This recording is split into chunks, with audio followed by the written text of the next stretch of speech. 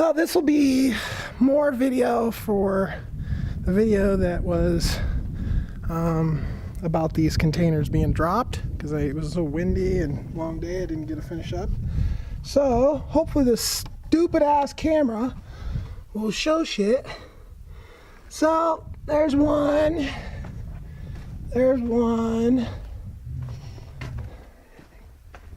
I would give myself a D on this project.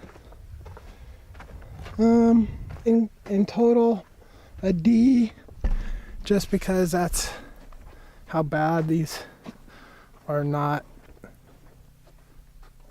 What was that?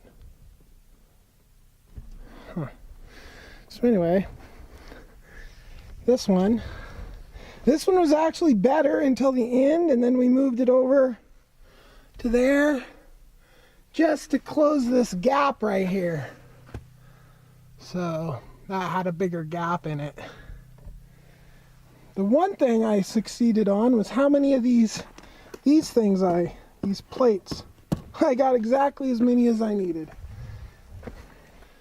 So none of them are very good, but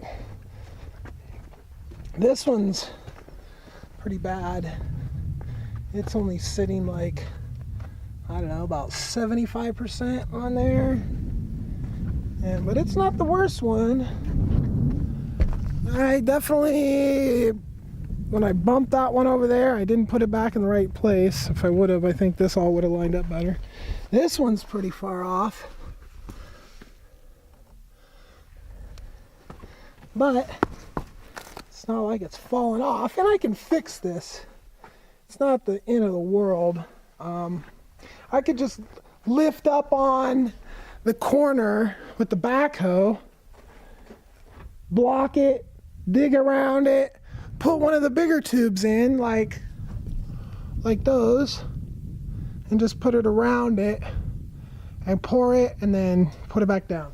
If I want to put everything back just the way it is now. This was supposed to be super quick, temporary. And then there's that one, so it's off a little bit too. This was supposed to be super quick though, not necessarily temporary. Whether it's temporary or not remains to be seen, because hopefully the invention is going to give me enough money to build a studio. So there's those. So I didn't have to use any wood to shim any of his stuff, but this first one came in, and this one here, this is the first one I bought, first one I loaded. Oh, I know what the noise is. It's the autofocus. Yeah, okay. So, and it took up like almost half of the steel shims. I was like, oh man, I seriously just messed this up so bad that like I'm gonna run out of these steel shims. I'm gonna end up having to use wood, but no, I ended up having just as many steel shims as I needed to avoid putting any wood into the situation. So in theory, it's good enough. I mean, these little problems where the feet aren't perfectly on there, it's not the end of the world. Obviously, it's not ideal. You know, they're just sitting there, providing a surround for just all this stuff in here, which is so much better now. I mean, the property doesn't look like a freaking...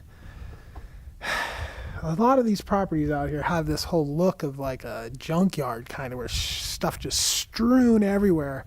Well, I was strewing things everywhere because I had to keep everything out of the way so this could all happen. And then this was a month late happening.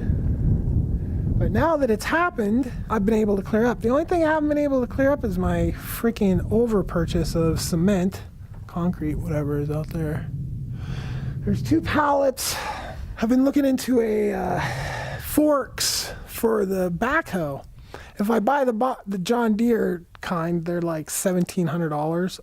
Ouch. $1,700 to move pallets around when I have 2 pallets to move. Not a good purchase.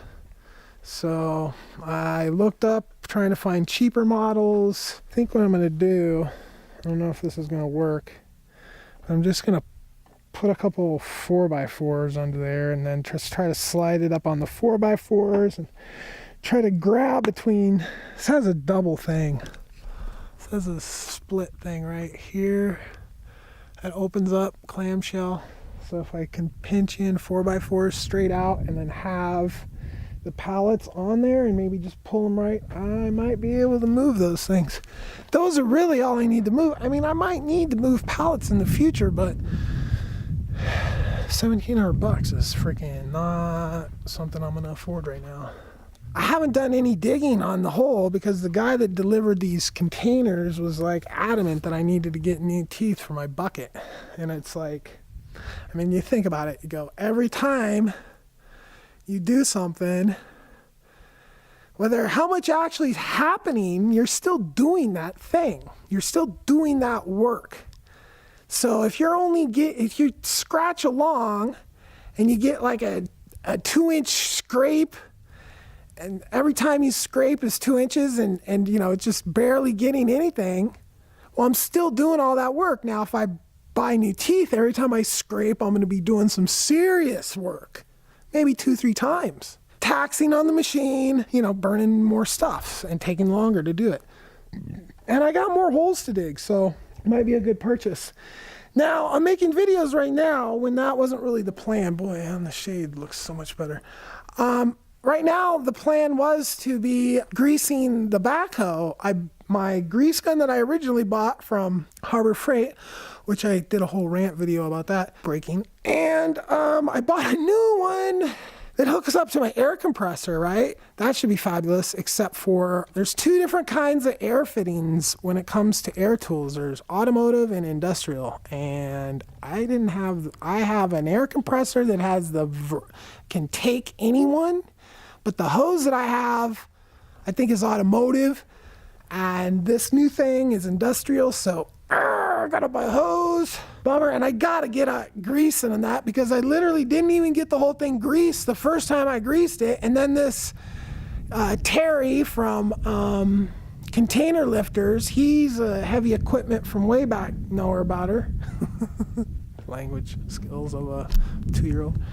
And he was pointing out places where the lack of grease has been wearing on the machine. Right here, as a matter of fact, this should have grease totally coming out of there, but it don't. All of them have grease pushing out, so I didn't want to use that anymore until I got it greased. I'm not trying to toast this thing, you know? So I have to go get a hose, and I was thinking about getting a hose. Getting a hose.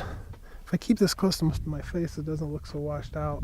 It says the hydraulic fluid is freaking way over. It says it's maxed out. Shit, why is it like that? Huh. I've noticed though that this thing kind of drops and adds pressure. Can you see that? This extender part goes down, and while it's sitting there, and when I actually went for 5 days, this thing was all the way to the ground. So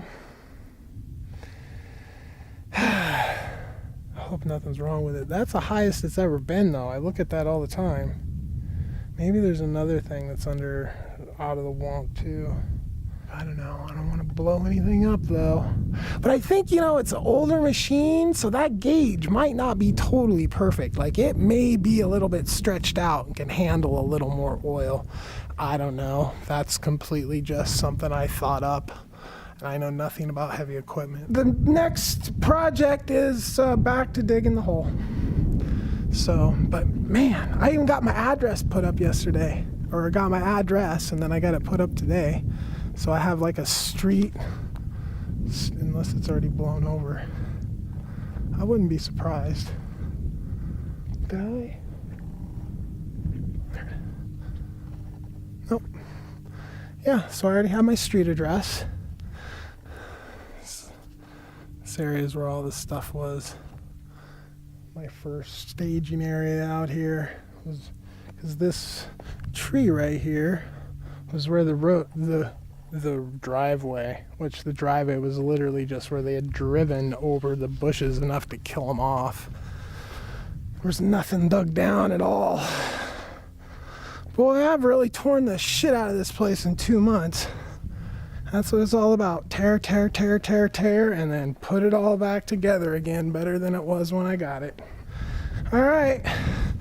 Well, thanks for stopping by, and like and subscribe. And if you really want to see some stuff happen, go join Patreon. Peace.